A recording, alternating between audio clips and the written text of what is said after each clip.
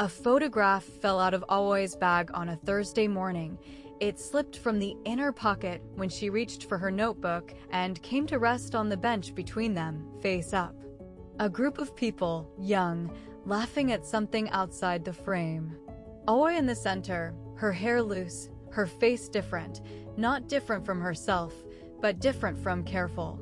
He looked at it for one moment before picking it up and handing it back. She glanced at it and put it away without comment. He thought about the photograph that afternoon in the library. She had a whole life in Kyoto, friends, places, references, an ease he had witnessed in the image and could not account for. He had written once a day, every day, for a year. He had believed this was presence. Looking at the photograph, he understood, for the first time, what presence actually meant. She mentioned Kyoto casually in conversation the way someone mentions a place they know well. A cafe that made a particular kind of tea. A professor whose lectures she had recorded and still kept. A reference that meant something to her that she did not finish explaining, laughing instead and moving on.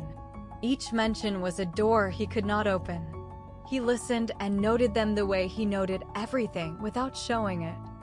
He went back through her letters that evening. He had kept all of them, tied in 2 stacks the way she had kept his. He read them with the photograph in mind and understood something new. She had written to him about her life in Kyoto, but only the parts she had chosen to share. There was a whole context surrounding those parts that he had not been part of and could not reconstruct from words alone. The next morning her phone rang at the bench. She glanced at the screen and said, "I'll just be a moment," and stood and walked a few steps away. He could hear the shape of the conversation, warmth, ease, references passing back and forth, but not the content. He sat with his coffee and looked at the path in front of the bench and thought about what it meant to be fluent in someone from a distance. She came back still smiling from the call. She sat down and opened her book without explaining who it was. He did not ask. He opened his notebook and held the pen above the page for several minutes without writing anything. He closed it after a while and set it aside. She noticed, but said nothing. She had learned when his silences needed room. At the library that afternoon, he wrote a line and crossed it out. He wrote it again differently and crossed it out again. He had written 300 letters across a year. Words had never been the problem.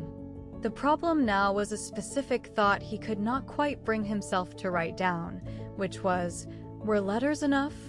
Or had he only been a voice at a distance while others were standing in the same room?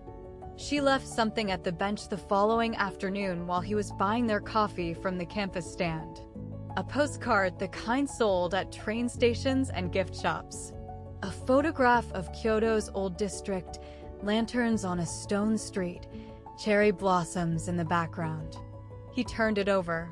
In her handwriting on the back, "I bought this to remember what I was glad to leave." He read it several times. The card had been bought before she came back. She had carried it south and brought it with her. He had assumed, all year, that leaving Kyoto had cost her something. That coming back had been a compromise. The postcard was evidence of something different.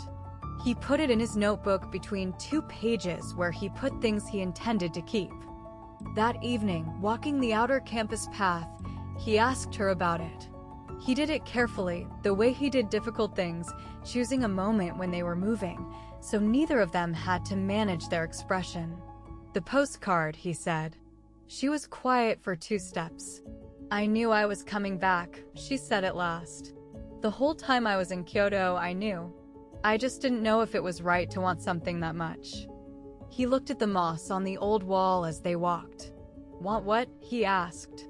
She paused before speaking, the pause she took when she was being precise. "To be here," she said. "The bench. The mornings." Another pause. "You." He was very still. The path continued around them. He did not say anything immediately, and she did not fill the silence.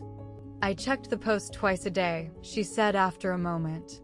even in the first week, when it was too early for anything to arrive. I checked anyway. He thought about his table at midnight, writing by lamplight. He thought about sealing the envelope. I didn't know that, he said. No, she said. I wouldn't tell you. You'd have been embarrassed and stopped writing so carefully. Something had been tight in his chest all week, since the photograph.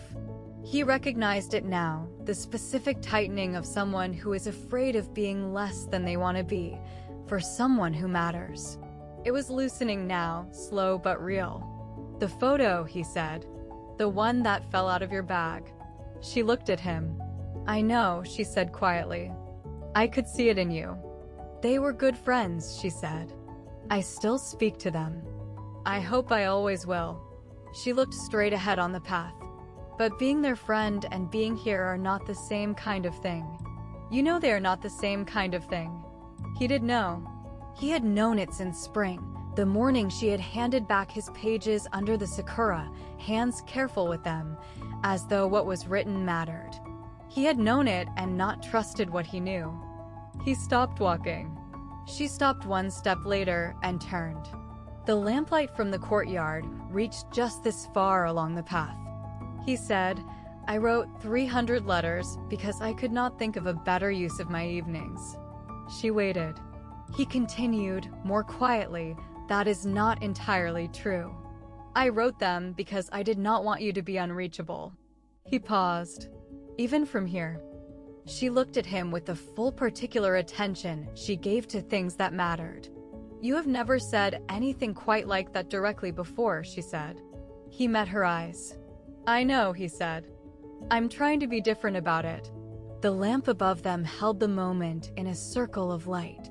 She reached out and touched his arm briefly, not taking his hand, not yet, but a point of contact that meant she had heard him. They walked back slowly. He noticed, as they went, that she was wearing the scarf from the first morning after her return, the one she had unwound from her wrist and placed on the bench slats. He had catalogued that gesture at the time and not fully understood its weight. He understood it now. I have my own copy of the photograph, she said as they neared the dormitory path. I sent myself a copy before I left Kyoto. I have it in my room, next to the letters. He turned this over slowly. She had a copy. She had chosen to keep it beside the letters. He thought about what she kept and where she kept it, and what this said about the geography of what she valued.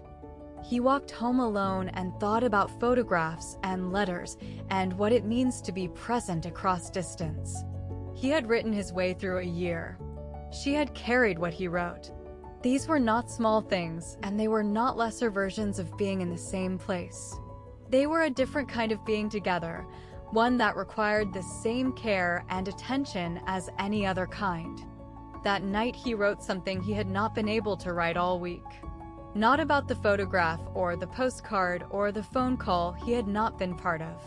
He wrote about a bench that someone had missed from across a long distance, and the particular discovery that you were never as alone as you thought, that someone somewhere had been checking the post twice a day and keeping a copy of a photograph next to a stack of letters. The words came without resistance. They always did, once the true thing had been spoken.